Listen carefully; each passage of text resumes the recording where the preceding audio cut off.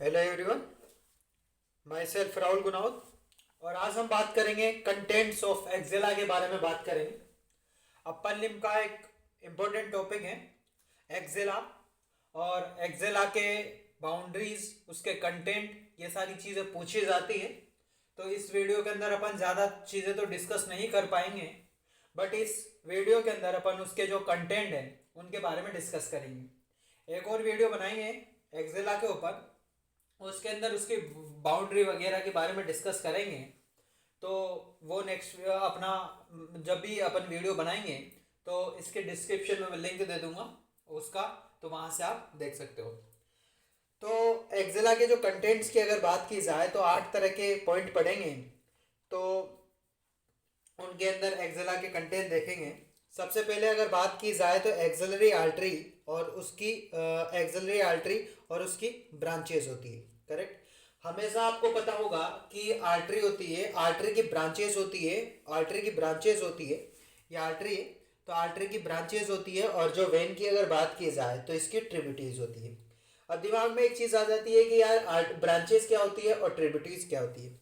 देखो, अगर एक मिलके दो में डिवाइड होती है, अगर एक चीज है वो दो में डिवाइड होती है तो वो होती है ब्रांचेस, मतलब ये इसकी ब्रांचेस है। करेक्ट, इसकी ब्रांचेस है।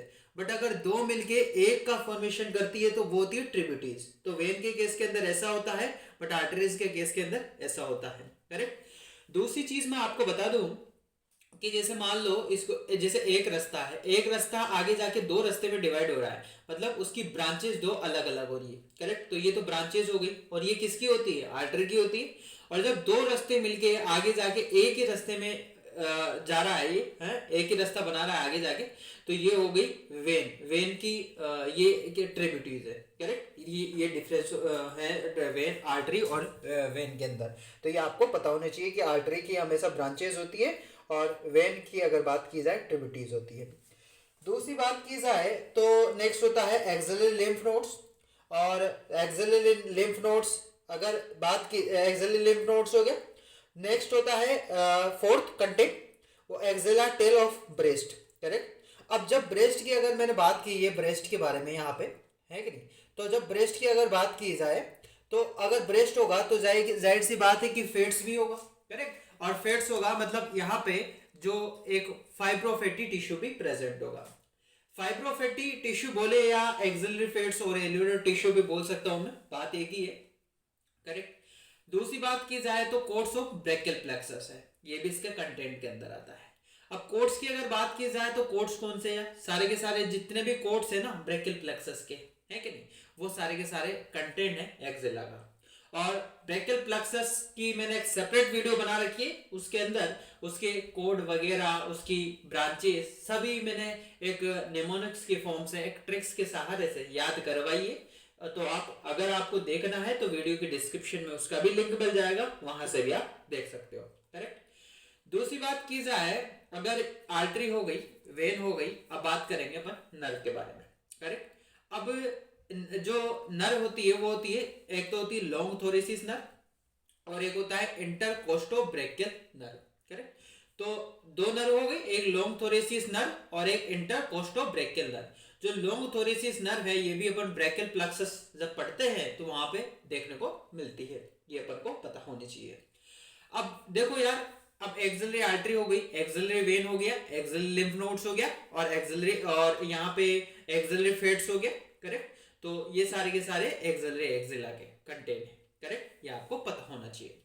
दूसरी बात की जाए तो जो लॉन्ग थोरेसिस की अगर बात करें अपन, तो ये लॉन्ग थोरेसिस, इसकी जो रूट्स वैल्यू होती है वो कितनी होती है? C5, C6, C7। ये चीज भी आपको पता होनी चाहिए।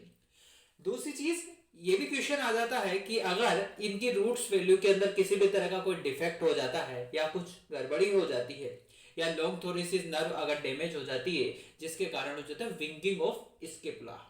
विंगिंग ऑफ स्केपुला जब वो इसी लॉन्ग थोरेसिस नर्व के डैमेज के कारण हो जाता है, जो आपको पता होना चाहिए। करेक्ट। इसका क्लिनिकल पूछा जाता है जब स्केपुला की, जब बोन का जब अपन ये करते हैं, है कि नहीं, जब वाइवा के अंदर पूछते हैं ना स्केपुला, तो वहां पे जनरली इसके क्लिनिकल पूछा जाता है। क्या हो जाता है, विंगिंग ऑफ स्केपुला, किसके कारण, लॉन्ग थोरेसिस नर्व के डैमेज के कारण। दूसरी बात, इंटरकोस्टोब्रेकियल, अगर इसकी बात की जाए इंटरकोस्टोब्रेकियल, तो इसकी जो रूट्स वैल्यू होती है वो होती है T2, और ये सप्लाई करती है किसको, ये हमारी आर्म होता है ना, तो उसकी मीडियल साइड को सप्लाई करता है, करेक्ट। दूसरी बात की जाए, जो इंटरकोस्टोब्रेकियल नर्व है, ये दो दो चीजों को सप्लाई करता है यार। एक तो ये बेस ऑफ स्केपुला को सप्लाई करेगा, दूसरा जो आर्म है ना, तो उसकी जो मीडियन साइड है ना उसको सप्लाई करेगा, करेक्ट। तो अपन बोल सकते हैं कि दूर के रिश्तेदार आए हुए हैं, करेक्ट।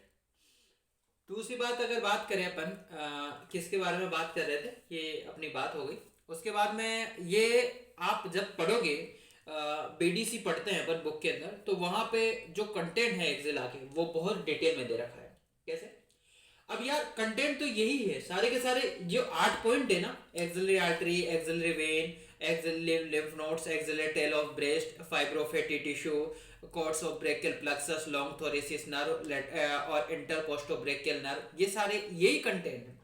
बट क्या है कि जैसे वहां पे एक्सिलरी आर्टरी आ गया, तो इसकी ब्रांचेस के बारे में मैंने कहा था ना कि इसकी ब्रांचेस होती है, तो इसकी ब्रांचेस को वहां पे डिस्ट्रीब्यूट वो उनको भी एक्सप्लेन कर रखा है ब्रीफली, करेक्ट।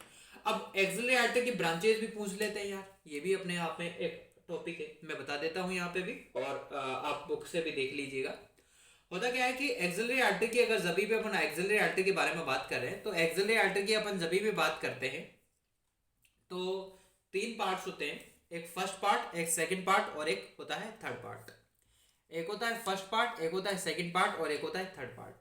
फर्स्ट पार्ट की अगर मैं बात करूं तो फर्स्ट पार्ट की होती है एक ब्रांचेस, नाम से पता चल रहा है यार, फर्स्ट अगर एक है, अगर फर्स्ट पार्ट है मतलब एक है, तो एक की होगी एक ब्रांचेस। अगर सेकंड पार्ट है, दो है, तो इसकी होगी दो ब्रांचेस, करेक्ट। और थर्ड है मतलब तीन है, तो इसकी होगी तीन ब्रांचेस। एक की एक ब्रांच, दो की दो ब्रांच, और तीन की तीन ब्रांच, करेक्ट। जो फर्स्ट की एक ब्रांच होती है वो होती है सुपीरियर थोरेसिस ब्रांचेस। मैं यहाँ पे लिख नहीं रखा, मैंने मेंशन नहीं कर रखा, मैं बस बता रहा हूँ आपको, सुन लीजिए आप और बुक से देख लीजिएगा। होता क्या है, फर्स्ट की एक ब्रांचेस होती है सुपीरियर थोरेसिस ब्रांच। सेकंड की पार्ट की दो ब्रांचेस होती है, एक होती है एक्रोमाथोरेसिस या थोरिको एक्रोमियम भी बोल सकते हैं, बात एक ही है, या और दूसरी होती है लेटरल थोरेसिस ब्रांच। तीसरे की तीन ब्रांचेस होती है, एक सब स्केपुलर ब्रांच, और एक anterior circumflex of femoral artery, एक होती है posterior circumflex of femoral artery, ये आपको पता होनी चाहिए। दूसरी बात फिर आ जाती है एक्सिलरी वेन। एक्सिलरी वेन को अपन एक एक्सिलरी लिम्फ नोड्स के साथ पढ़ते हैं, और इस दोनों को एक साथ पढ़ते हैं, एक्सिलरी लिम्फ नोड्स के साथ पढ़ते हैं इनको। और जब एक्सिलरी लिम्फ नोड्स पढ़ते हैं अपन, तो 5 तरह के एक्सिलरी लिम्फ नोड्स पढ़ते हैं अपन। एंटेरियर, मैं बता देता हूँ आपको, नाम बता रहा हूँ बस, एंटेरियर हुआ, पोस्टेरियर हुआ, लेटरल हुआ, एपिकल हुआ, सेंट्रल हुआ, ये 5 तरह के लिम्फ नोड्स पढ़े जाते हैं।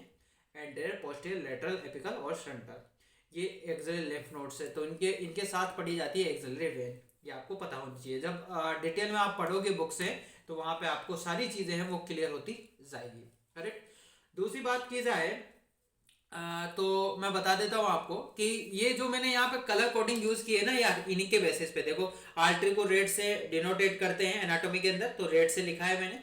वेन को ब्लू कलर से डिनोटेट करते हैं, तो ये यहाँ पे ब्लू कलर से लिखा है। लिम्फ नोड्स को ग्रीन से, तो यहाँ पे मैंने ग्रीन से लिखा है। नर्व को येलो से, तो यहाँ पे मैंने येलो से मेंशन किया है। और फैट्स को ग्रीन से, तो ग्रीन से किया है। बाकी ये दो जो टेल है ब्रेस्ट के, और ये कोड ऑफ ब्रेकियल प्लक्सस है, ये मैंने नॉर्मली कोई सा भी स्केच कलर यहाँ पे यूज ले सकते हैं, अपन लिख सकते हैं, करेक्ट। तो इस वीडियो के अंदर अपन ने बात की, छोटा सा टॉपिक है, बहुत इजी टॉपिक है, बट ये अक्सर एग्जाम में पूछ लिया जाता है, जो हमें कंफ्यूज करता है, तो वो हमें पता चल जाता है कि 8 तरह के कंटेंट होते हैं, ये हमें पता होना चाहिए, करेक्ट। तो आशा करता हूँ कि वीडियो आपको पसंद आई होगी। अगर ऐसा हुआ है तो please like share and subscribe my medicos studio YouTube channel, और इसके जो नोट्स है वो टेलीग्राम चैनल और फेसबुक पेज दोनों पे अपलोड कर दूंगा मैं, और वीडियो के डिस्क्रिप्शन में उसी का भी लिंक मिल जाएगा।